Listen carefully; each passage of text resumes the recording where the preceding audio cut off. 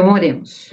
Deus, queremos convocar, suplicar e implorar pelo Teu Santo Espírito para direcionamento da leitura, em nome de Jesus. Ontem nós finalizamos o capítulo 4 de Lucas, que falamos sobre ali os feitos, as curas de Jesus. Finalizamos falando que as curas, ou os milagres que Jesus fazia, começou a fazer ali, era uma forma de marketing, ou uma isca, ou uma forma de chamar a atenção das pessoas para a palavra que ele pregava, que o foco não era os milagres em si, mas sim as boas novas do reino de Deus, que finaliza ali no verso 43, né?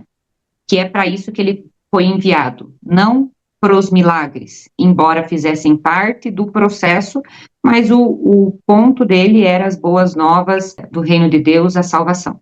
E hoje nós vamos começar o capítulo 5 de Lucas. Jesus chama os seus primeiros discípulos. Certo dia, Jesus estava na praia do lago da Galileia e a multidão se apertava em volta dele para ouvir a mensagem de Deus. Ele viu 2 barcos no lago, perto da praia. Os pescadores tinham saído deles e estavam lavando as redes. Jesus entrou num dos barcos, o de Simão, e pediu que ele o afastasse um pouco da praia. Então sentou-se e começou a ensinar a multidão. Quando acabou de falar, Jesus disse a Simão: leve o barco para um lugar onde o lago é bem fundo, e então você e seus companheiros joguem as redes para pescar. Simão respondeu: mestre, nós trabalhamos a noite toda e não pescamos nada, mas já que o Senhor está mandando jogar as redes, eu vou obedecer. Quando eles jogaram as redes na água, pescaram tanto peixe que as redes estavam se arrebentando. Então fizeram um sinal para os companheiros que estavam no outro barco a fim de que viessem ajudá-los. Eles foram e encheram os 2 barcos com tanto peixe que os barcos quase afundaram. Quando Simão Pedro viu o que havia acontecido, ajoelhou-se diante de Jesus e disse: Senhor, afaste-se de mim, pois eu sou um pecador. Simão e os outros que estavam com ele ficaram admirados com a quantidade de peixes que haviam apanhado. Tiago e João, filhos de Zebedeu, que eram companheiros de Simão, também ficaram muito admirados. Então Jesus disse a Simão: não tenha medo, de agora em diante você vai pescar gente. Eles arrastaram os barcos para a praia, deixaram tudo e seguiram Jesus. Tem vários pontos que me chamou a atenção. Então você vê ali que Pedro, ele tentou pescar durante muito tempo. Ele fala ali no verso 5, mestre, trabalhamos a noite inteira, sem apanhar nada ou sem pegar nada. Mas, vírgula, por que mandas, lançarei as redes. Então, o primeiro ponto aqui que eu quero abordar é quantas vezes, para não falar todas, praticamente, algo não faz sentido algum. E aí Deus pede, ou de forma direta, ou de forma indireta, e se a gente só obedecer, o negócio vai para frente. Quantas outras vezes também, para não falar também todas, ontem eu vou dar um exemplo aqui, que sai um pouquinho, mas acho que vocês vão entender. Ontem eu estava conversando com os meus filhos, a gente estava vindo da aula, e eu estava conversando sobre fazer o que é certo. Tem muita mania assim, meu fulano fez, por isso que eu fiz. Né? Aí eu falo, se o fulano comer cocô, vai comer também? Meu fulano comeu. Se o fulano mentir, vai mentir? Mas mentiu. Então, o ponto não é você fazer porque o outro faz. Você fazer porque é certo e acabou. E da onde que vem a nossa régua do certo e do errado? Nós, cristãos, temos uma régua. E essa régua nossa é a Bíblia, é a palavra de Deus, são os mandamentos de Deus. Então, quando Deus fala, a gente tem que fazer. Por quê? Porque aqui, por que mandas? Lançarei as redes. Por que mandas? Vou obedecer. Mesmo que eu tenha que perder, eu vou sonegar imposto, mas todo mundo sonega imposto. A minha empresa nem é tão grande assim, nem é uma multinacional. Eu sempre me vem esse exemplo na cabeça, não sei por quê, mas vou sonegar porque todo mundo... Não, mas por que mandas? Sereis honesto, eu vou lançar o imposto da forma correta. Mas você é burro, você está dando para o governo. Não é que eu sou burro. Eu obedeço o que Deus pede para eu fazer. O que o governo vai fazer com esse dinheiro? Está roubando do governo para frente. Você E qualquer coisa, mentira. Já dei exemplo aqui de coisa deixada em carrinho de mercado, que não passou no caixa registrador, chega no carro, vai guardar essa, poxa vida, tá aqui, ó, vou ter que voltar lá, passar, porque é o certo a fazer. Por quê? Porque a nossa regra é não roubarás. Ah, mas eu não roubei, eu esqueci de passar. Quando você pega algo que você não paga e não é seu, esquecendo ou não, é roubo. Então, porque mandas, passareis no caixa registrador novamente, para fazer o que é certo. Então, esse porque mandas, ele tocou muito o meu coração, e ele é uma régua para N situações da nossa vida, porque a nossa regra é a palavra de Deus, como cristão. Então, ainda que para o mundo, para o racional, para o lógico, no meu entender aqui, como está escrito, não faça sentido algum. Que sentido a gente faz o sujeito que é pescador desde sempre, tá? Conhece aquela região, aquele lago, aquele mar, com a palma da mão, só de olhar assim ele já sabe onde que tem peixe. Ficou ali a noite inteira jogando a rede, trabalhando. Aí vem um cara, um sujeito, do nada. Ah, ele é um grande professor, é uma grande referência, é um grande tudo, beleza. Mas não é pescador. A gente conhece aqui quem é pescador, conhece o pessoal da região. Aí ele vê que eu estou me matando, recolhendo as redes aqui, ele fala assim, não, joga a rede. E você reconhece nele algum tipo de autoridade. Sabe que pescador ele não é. Pelas vestimentas, pela forma de andar, de se vestir, até de falar. Porque um pescador não falaria, joga a rede. Mas tem autoridade nele. Ele é algum tipo de mestre e você reconhece isso nele. Então, vindo teu Deus, você o reconhece, e aí você fala, ok, não faz sentido, mas porque mandas, lançarei as redes. E aí aquilo que não faz sentido continua não fazendo sentido e vai continuar sem sentido, porque milagres não se explicam, são milagres. E aí acontece o milagre que apanharam tamanha quantidade de peixe, verso 6 do capítulo 5, apanharam tamanha quantidade de peixes que suas redes rompiam. Ou seja, aquilo que não fazia sentido algum e lógica continua não fazendo, porque é um milagre. E eles provavelmente nunca apanharam tamanha quantidade, a ponto de, verso 7, fizeram então sinais aos sócios do outro barco para virem em seu auxílio. Eles vieram e encheram os dois barcos, a ponto de quase afundarem. Então continua não fazendo sentido, mas é um milagre. Então, o primeiro ponto é esse: a gente seguir a palavra de Deus, mas porque mandas, farei. E vai continuar não fazendo sentido muitas vezes, mas você vai ser recebedor da bênção. Seja a bênção no momento, no exato da obediência, que foi o exemplo aqui da multiplicação, que no momento da obediência eles tiveram esse retorno, essa bênção, esse milagre, ou seja a bênção da vida eterna.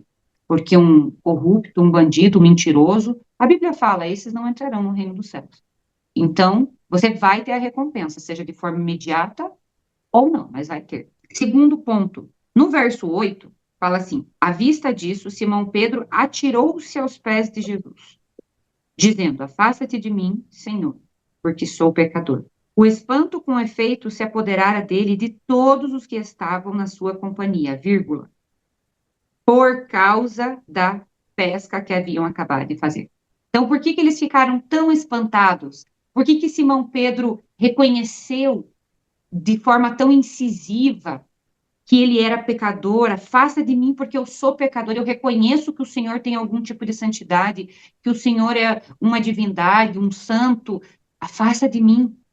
Por quê? Por causa da pesca que haviam acabado de fazer. Lembra que a gente conversou muito ontem sobre o marketing de Deus? O que é o marketing, basicamente? É algo, é uma isca que chama você para algo maior. Então, o marketing é uma propaganda, é todo um trabalho que é feito para chamar a atenção das pessoas, para fazer as pessoas acreditarem que elas precisam daquilo, e aí as pessoas vão em busca daquilo, porque elas precisam, e aí elas acabam consumindo aquilo e até outras coisas mais. Basicamente é isso o marketing. Infelizmente, hoje usado de forma muito deturpada, muito macabra em muitas coisas, mas ele era propaganda de Jesus, numa linguagem atual. Então, você vê que isso se sustenta na Bíblia. Por quê? Por causa da pesca em que haviam acabado de fazer, ou seja, Deus entrou com um milagre primeiro. E o milagre só aconteceu por quê? Mas porque mandas, lançarei as redes. Então, Deus entrou com o milagre, através da obediência e através do milagre que ocorreu pela obediência, veio o reconhecimento de quem Pedro era e a indignação de forma positiva, o deslumbre dos demais que ali estavam. Você vê que Deus sempre, ele chama para fazer sempre, ele sempre faz primeiro por nós. E depois ele vai trabalhando, fazendo todo o processo. Mas é necessário essa aliança de obediência. Às vezes é um detalhe. O que foi mais difícil? Eles encherem dois barcos a ponto de quase afundarem e as redes se romperem? Ou lançar as redes? O que foi mais difícil?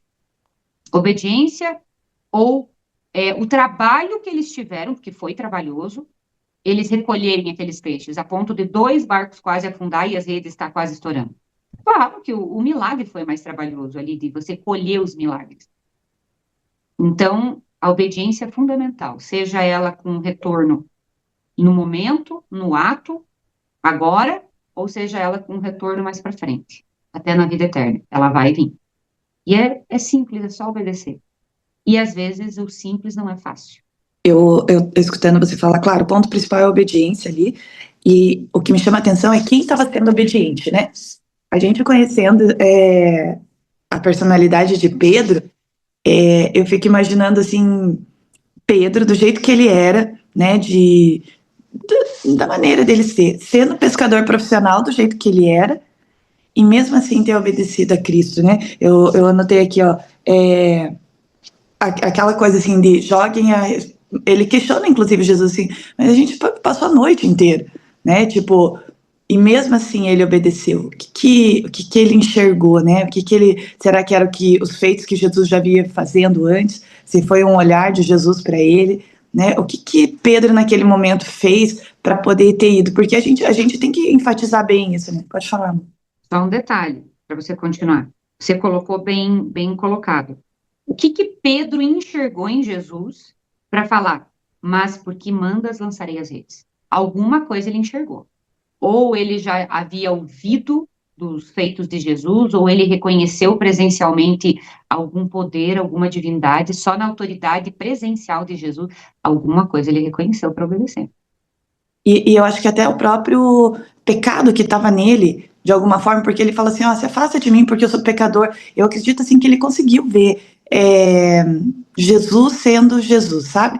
Para ele poder, porque eu fico imaginando, ele tem que ter reconhecido de Jesus sendo superior, porque a gente jamais chega para alguém e fala assim, ó, se afasta de mim porque eu sou pecador.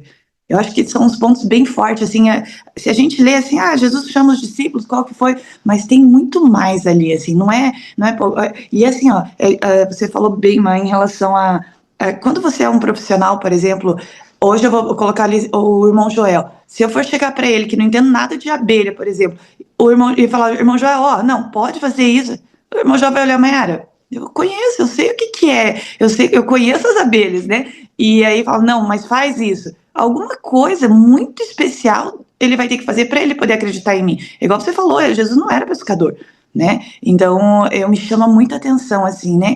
E fico na curiosidade, assim, deve ter sido um olhar, deve ter sido algo muito mais, principalmente por quem era Pedro. Por que Pedro reconheceu Jesus? O próprio texto ali de Lucas 5 fala. Então, o que aconteceu? Certa vez em que a multidão se comprimia, ou seja, tinha uma cabeçada, uma galera, tá? Ao redor de Jesus, ao redor dele, para ouvir a palavra de Deus, à margem do lago de Genezaré, viu dois pequenos barcos parados à margem do lago. Os pescadores haviam desembarcado e lavavam as redes. Subindo num dos barcos, o de Simão, pediu-lhe que se afastasse um pouco da terra. Depois, sentando-se, ensinava do barco às multidões. Então, por que Pedro reconheceu? Porque Jesus chegou, tinha uma cabeçada, uma galera, ele falou, ó, posso usar teu barco aí para me afastar um pouco, porque, né? povo está me sufocando, como se fosse uma espécie de palco ali. Aí você afasta um pouquinho e aí o povo pode me ouvir, sentam todos ali na margem da praia, do rio, do lago, e aí eles me escutam. Então, Jesus primeiro, ele veio, ele mostrou-se como sendo um mestre. E aí Pedro, nas palavras com propriedade, porque a Bíblia deixa muito claro que Jesus falava com propriedade, quando ele falava. Nas palavras com propriedades proferidas da boca de Jesus, Pedro reconheceu como um Senhor, como um mestre.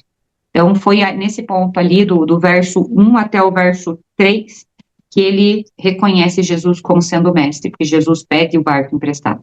Era uma multidão mesmo que tinha ali, então era por isso que acho que ficou mais fácil também dele acreditar, porque ele estava vendo algo diferente tinha que acontecer pela quantidade de pessoas que estavam ali também, né? Então, vamos continuar no verso 12. A cura de um leproso. Jesus cura um leproso. Certa vez, Jesus estava numa cidade onde havia um homem que tinha o corpo todo coberto de lepra. Quando viu Jesus, o leproso se ajoelhou diante dele, encostou o rosto no chão e pediu: Senhor, eu sei que o Senhor pode me curar se quiser. Jesus estendeu a mão, tocou nele e disse: Sim, eu quero, e você está curado. No mesmo instante, a lepra desapareceu. Então Jesus lhe deu esta ordem: Escute, não conte isso para ninguém, mas vá pedir ao sacerdote que examine você. Depois, a fim de provar para todos que você está curado, vá oferecer o sacrifício que Moisés ordenou. Mas as notícias a respeito de Jesus se espalhavam ainda mais, e muita gente vinha para ouvi-lo e para ser curado das suas doenças. Porém, Jesus ia para lugares desertos e orava. Bom, aqui a minha versão, que é a versão de Jerusalém, fala assim, ó, vendo o verso 12, a segunda parte do verso 12. Vendo Jesus, caiu com o rosto por terra e suplicou-lhe: Senhor, se queres, tens poder para purificar-me. Então o sujeito reconhece. E o verso 13, eu acho assim, eu vejo de um afeto, de um amor, de uma empatia tão grande da parte de Jesus, como encarnado, como homem, sentindo as nossas dores, as nossas angústias, os nossos sofrimentos, as nossas alegrias, tristezas, todas as emoções humanas que ele nos deu e que infelizmente foram afetadas de forma bem incisivas pelo pecado. E aí fala assim, ele estendeu a mão, verso 13, ele estendeu a mão e tocando-o disse: eu quero ser purificado. Então, pensa, uma pessoa chega ali humildemente, humilhada pela própria doença, pela questão, pela consequência que a doença causa na sociedade, em você era impuro, imundo, as pessoas cuspiam, te ignoravam, você tinha lugar certo para ir, não podia passar alguns limites, as pessoas te olhavam como pecador, como se as pessoas não fossem, mas enfim, mas te olhavam como pecador, como digno daquela sentença. Se Deus se via muito na época, infelizmente, que se algo de ruim acontecia com você e não acontecia comigo, era porque eu era justo e você foi digno daquela sentença. Então era um julgamento muito pesado que se tinha na sociedade de uma forma ali no dia a dia geral. Então você era essa pessoa. E aí você põe o rosto no chão e fala: se queres, por favor, me purifica. E Jesus, eu fico imaginando Jesus olhando no coração dessa pessoa, desse sujeito, e ele falou assim: eu quero ser curado, eu quero ser purificado.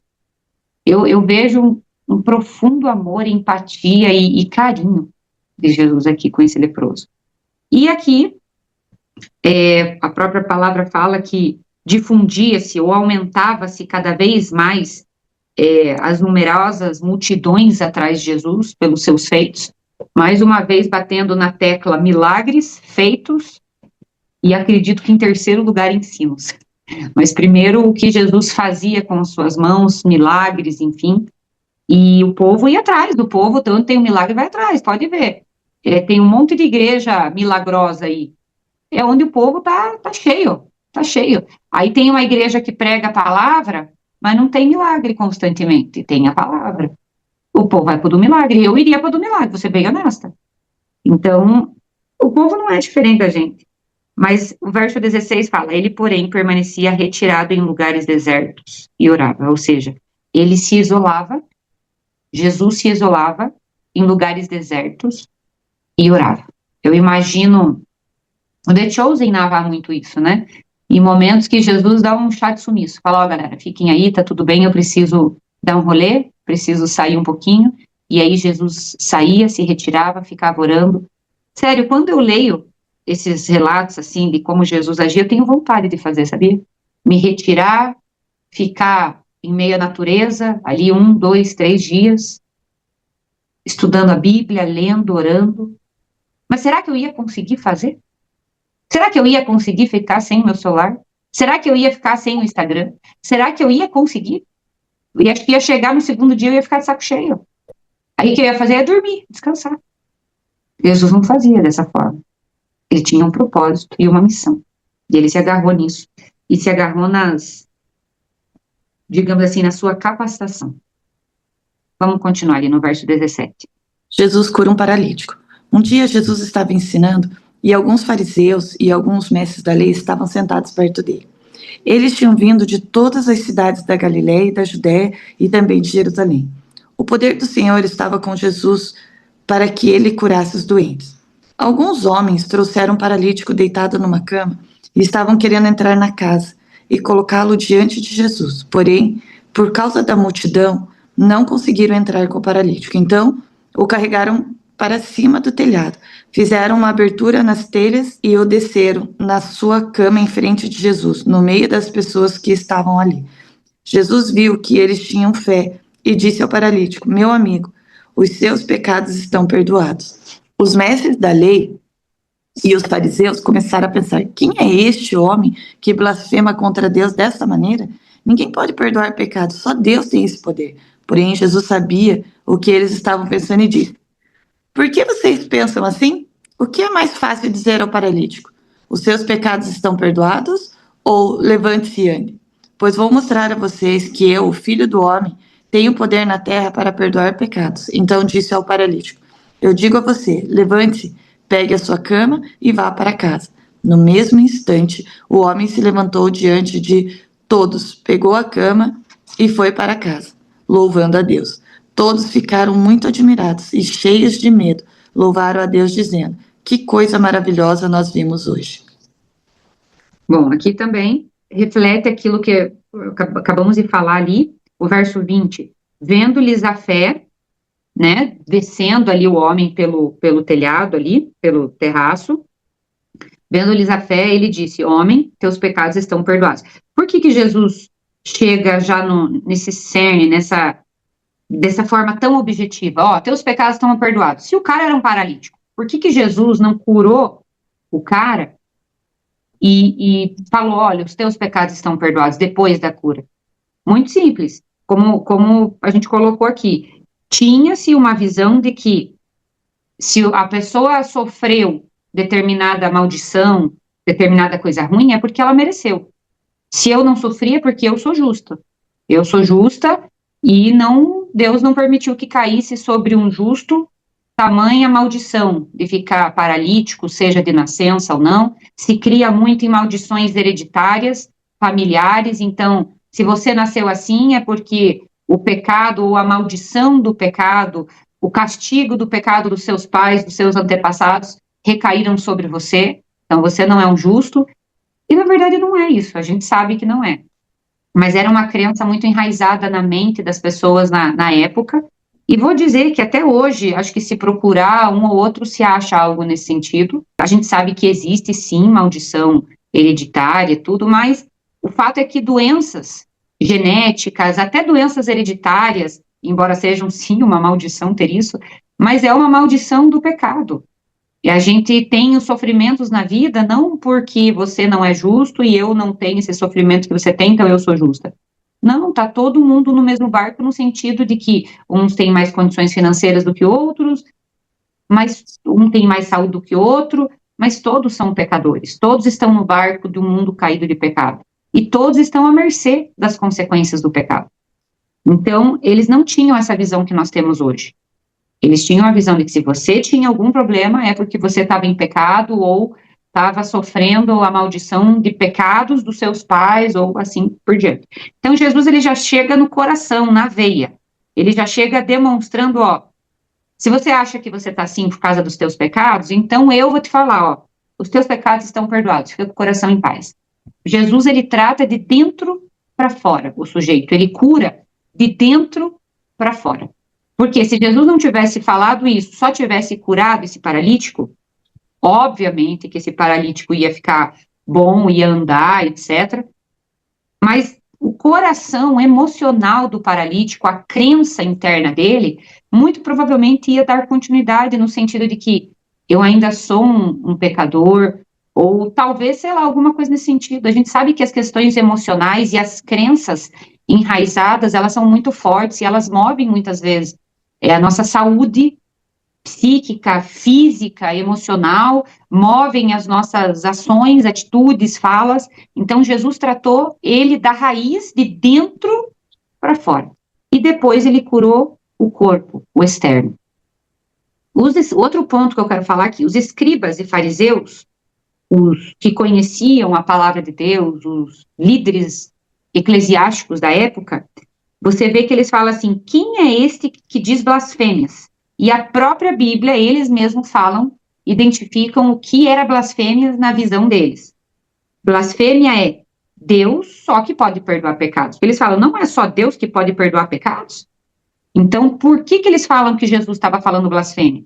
Porque só Deus pode perdoar pecados. Só Deus. E aqui, Jesus fala, os teus pecados estão perdoados. Então, nenhum homem, nenhum líder religioso, nenhum padre, pastor, sacerdote, a Bíblia é muito clara que só Deus pode perdoar pecados. E Jesus estava nessa condição de Deus. E aí, Jesus responde, pois bem, Jesus vê tudo o que estava passando na mente deles, e Jesus dá um tapa de luva, sempre com amor, mas muito objetivo. Verso 24, pois bem, para que vocês saibam que o Filho do Homem tem poder de perdoar pecados na terra, eu te ordeno, disse ao paralítico, levanta-te, toma a tua maca ou tua cama e vai para a tua casa. E verso 25, e no mesmo instante, levantando-se diante deles, tomou a maca ou a cama, onde estivera deitado, e foi para casa, glorificando a Jesus. É isso que está na tua Bíblia, mãe? Todos ficaram muito admirados e cheios de medo, louvaram a Deus, dizendo que coisa maravilhosa nós vimos hoje. Louvaram a Deus, glorificando a Deus. Nenhum deles glorificaram Jesus, glórias a Jesus. Eles entenderam que o que Jesus fez foi pela divindade de Deus. Ponto. Eles não glorificaram Jesus encarnado como homem de forma verbal. Eles glorificaram a Deus. Então, o que é sinônimo de glorificar Jesus? Mas o que eu quero que vocês entendam é que Jesus é Deus, é o Filho do Homem, que a Bíblia fala, coloca esse título para ele, Filho do Homem, mas sendo o Filho de Deus com a essência de ser o próprio Deus. Então, aqui não era muito mais racional eles saírem glorificando Jesus, mas eles não glorificaram Jesus, eles glorificaram a Deus. E no verso 26, ele dá um segundo reforço para isso. O espanto apoderou-se de todos e glorificaram a Deus. Ou seja, eles entenderam que o que Jesus estava fazendo, eles talvez poderiam não entender muito bem quem era Jesus. Ah, é o Messias? Ah, é um profeta grandioso? Eles podiam não ter essa identificação nominal, ou de título, ou de função exata do quem era Jesus. O que ele veio fazer? Ele era um profeta igual Elias? Ou era um profeta igual Moisés? Ou era... quem era Jesus? Mas eles entendiam que Jesus vinha da parte de quem? De Deus. Eles podiam não identificar qual era o propósito ali de Jesus, ficava meio naquela, olha, ele é um grande conhecedor das Escrituras, ele fala com sabedoria, ele prega, ele cura. Esse é o Messias? Não, não é. Esse é o libertador? Não, não é. Mas sabiam que, independente do entendimento deles, Jesus estava da parte de Deus, tanto que glorificaram a Deus. Então, você vê que o povo, ali Deus foi engrandecido. E o povo, Jesus declara a sua divindade como sendo o próprio Deus encarnado, quando ele fala, ó, para que vocês saibam que o Filho do Homem tem o poder para perdoar pecados, eu te falo, levanta e anda. Então, Jesus reconhece a sua divindade como Deus, e as pessoas também reconhecem. o que me chama atenção na cura do paralítico, e que eu acho que a gente pode trazer para nós hoje, é em relação aos amigos. A casa estava cheia, o paralítico tinha condições de chegar até Jesus? Não, ele não conseguiria. E assim, ó, vamos ser sinceros, né? O que eles fizeram? Foi fácil? Foi simples? Não, né? Imagina ter que levar uma maca do paralítico, né, no teto, abrir o teto e descer aquele amigo. Que amor eles não tinham por esse amigo, né? Para fazer tudo isso, assim. Então, nesse texto, assim, o que me chama a atenção são os amigos, né? Deles fazerem tudo aquilo. Que carinho eles não tinham por esse paralítico, assim. Hoje, o que nós somos? Nós somos o paralítico, nós somos os amigos, em que ponta nós estamos podendo fazer alguma coisa, né? Eu acho bem interessante a gente refletir isso, assim, quanto é importante quando a gente fala, né? Eu vou comentar sobre nós aqui do Primeiro Deus, quanto é importante. Às vezes eu sou paralítico e às vezes eu sou amigo, né? Que tô ali tentando ajudar, mas muitas das vezes a gente é o paralítico. E que bom que a gente tem amigos, né? Para poder dar força para a gente ir ao encontro de Jesus, porque todos E aí ali foram. vem as nossas escolhas também. Diga-me com quem andas e direi quem és. Porque quantas vezes a gente tem uma pessoa de consideração, às vezes da própria família, às vezes amigos, conhecidos. No trabalho você não tem muito o que escolher, você tem que ser profissional e trabalhar. Mas quantas vezes, até na igreja, e tem tanta fruta podre na igreja, acho que é o lugar que mais tem. Você tem pessoas que, cara, têm um caráter duvidoso, que não são pessoas, e entenda, não é no sentido de você ser, da gente ser melhor do que outros, não. Mas é no sentido daquilo que você busca seguir e a forma que você busca viver. Porque ninguém é melhor do que ninguém, mas existem escolhas melhores do que outras. Então, eu acho que é esse o ponto. Quantas vezes a gente escolhe estar do lado de alguma pessoa por consideração, ou porque é família, é parente, e aquilo se torna tóxico em N motivos, em N formas, desde a questão emocional até fala muito palavrão, até o jeitinho brasileiro de ser, ou, em outras palavras, o jeitinho corrupto, enganoso e mentiroso de ser. E aí você se permite estar na presença daquela pessoa, podendo escolher não estar. E uma coisa é você ter a escolha de estar, outra não estar. Por isso que eu dei o exemplo do trabalho. Trabalho você não tem muito, você tem que ser profissional e acabou. Mas você não precisa conviver além do necessário com uma pessoa tóxica, que vai te corrompendo pelas beiradas. Porque, diga-me, com quem andas, direi quem és. Esse grupo de amigos aqui eram amigos edificantes, imperfeitos, mas edificantes, porque levaram um amigo para Jesus. E a outra parte que eu achei muito interessante, que eu devo imaginar assim, os fariseus muito bravos com Jesus, é o senso de humor de Jesus, né? Tipo, eles falam assim, quem é esse homem, né, que fala? Daí eu fico imaginando Jesus, tá bom, não vou falar então assim, eu vou falar assim, ó, então levanta, qual que é a diferença? Levanta, pega a tua cama e anda. Eu fico imaginando, assim, Jesus brincando até, assim, com os fariseus. Ah, não, tá bom, então eu não falo desse jeito, eu vou falar desse outro jeito. Devia ser muito legal estar perto de Jesus, cara, porque essa parte, assim, que não era aquela coisa assim, sim, senhor, não, senhor, né? Eu acho que ele até fazia brincadeiras ali, e imagina a bronca dos fariseus nessa hora, né? Tipo, não, então eu não sou filho de Deus, não. Mas então, qual que é a diferença? Então, se eu falar pra ele ali, ó, eu vou provar do mesmo jeito. Se vocês quiserem, eu vou fazer vocês passarem duas vergonhas, né? Uma por eu falar e outra por vocês duvidarem, então eu vou fazer de outra forma. E todos vão entender. Tanto que no final, todos louvam a Deus, né? Dizendo que notícia maravilhosa.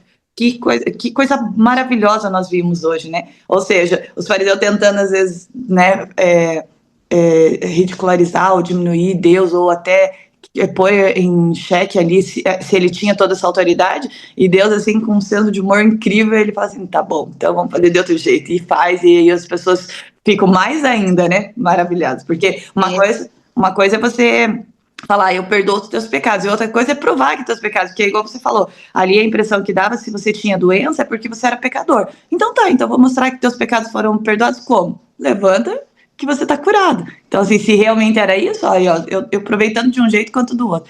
Então, eu fico, assim, encantada de ver, assim, a maneira que Jesus devia ser muito gostoso de estar junto com ele, assim, que ele não fazia ser uma coisa, né, pesada, e sim, gostosa.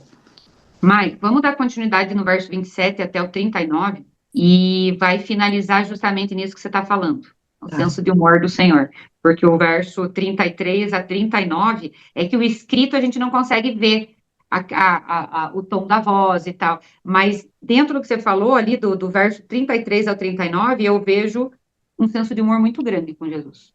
27 a 39.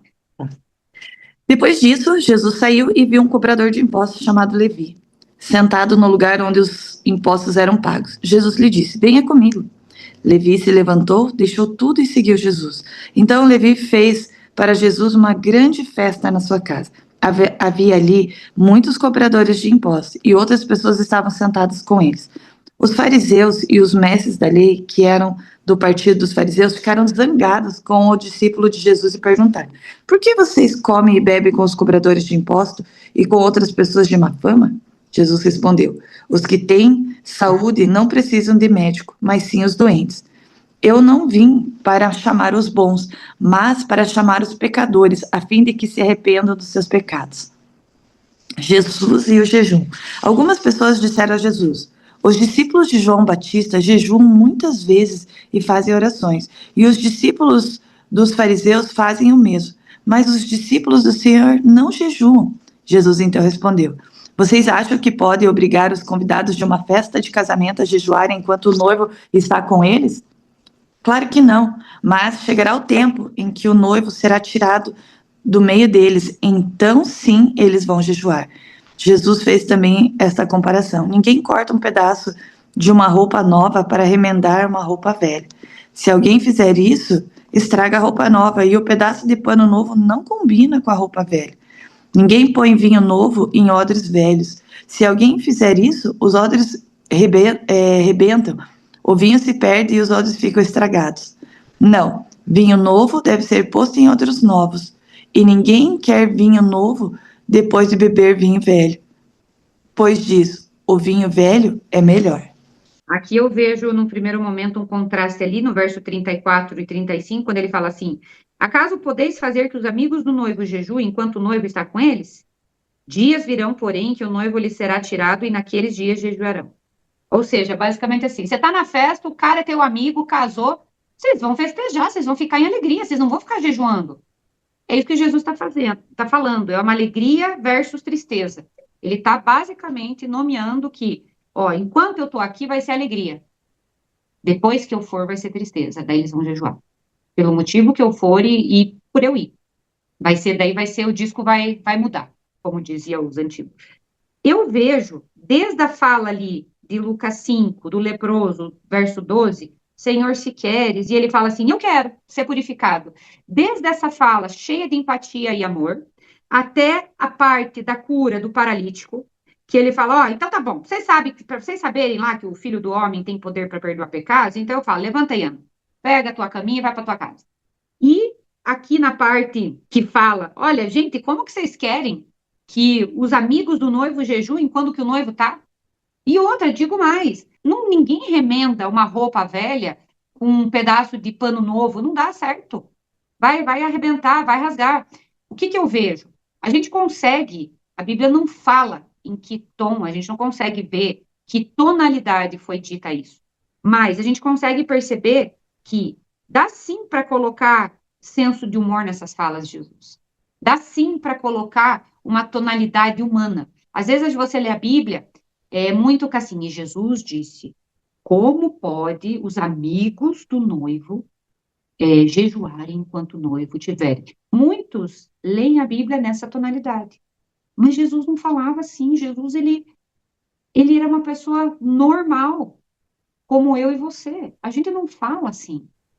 Ele era uma pessoa encarnada, o Deus encarnado, mas numa forma de pessoa que tinha seriedade quando necessário, que tinha poder, tinha muito conhecimento e sabedoria infinitos, bondade e empatia, mas ele era uma pessoa, ele falava normal, ele não falava sério, porque como assim? Ele falava coisas como a gente fala. Claro que, voltado à época dele, ao idioma dele, existiam muitas expressões idiomáticas informais da época dele, mas muitas vezes a gente lê os relatos e as falas de Jesus de uma forma extremamente séria, com a voz masculina séria, linear e formal. E não é isso que Jesus era. Jesus não era formal. Ele era do povo, ele vivia com o povo. Então, era isso que eu queria colocar aqui desses versos e destacar que ele mesmo coloca ali, ó, quando eu tiver com a minha galera, vai ter alegria. Depois que eu for, daí vai ter certa tristeza pela minha partida, e daí eles vão jejuar, daí eles vão procurar o Espírito de Deus de uma outra forma. Enquanto eu estiver aqui com eles, nós estamos em casa. Eu vejo Jesus falando isso. Muitas vezes nós cremos em Deus, mas não obedecemos. É como o Satanás, né? Ele crê, mas não obedece. Então, aquele que crê e obedece, ele vai ter o resultado, como foi Pedro lá, né? Quando obedeceu a Deus, teve o resultado, né? Vamos orar? Senhor, nosso Deus, nosso Pai amado, muito obrigada, Senhor. Primeiramente pelo nosso amanhecer, porque conseguimos estar aqui reunidos entre amigos para poder escutar mais um pouquinho da Tua palavra. E obrigada, Senhor, porque sentimos o Teu Espírito Santo conduzindo esse estudo e aprendendo cada dia mais um pouquinho desse amor tão grande que o Senhor tem por cada um de nós. E, Senhor, que hoje a nossa escolha seja Te obedecer, pois todas as vezes que estamos abrindo a Tua palavra, nós conseguimos enxergar que o que precisamos fazer simplesmente é Te obedecer, Senhor. E aí todas as outras coisas que às vezes para nós, a gente não sabe o que pode acontecer, é simplesmente por Te obedecer. Muitas vezes coisas não acontecem porque somos imperfeitos e vamos ser sempre, mas que o Senhor possa nos ajudar. Nos dê um bom dia, abençoe a cada família que aqui esteve e aqueles que irão ouvir essa mensagem, que o Senhor possa abençoar de uma maneira toda especial. Colocamos tudo nas Tuas mãos, no Teu trono de graça, e desde já Te agradecemos no doce nome de Jesus. Amém, Senhor. Amém. Amém. Pessoal, deixa eu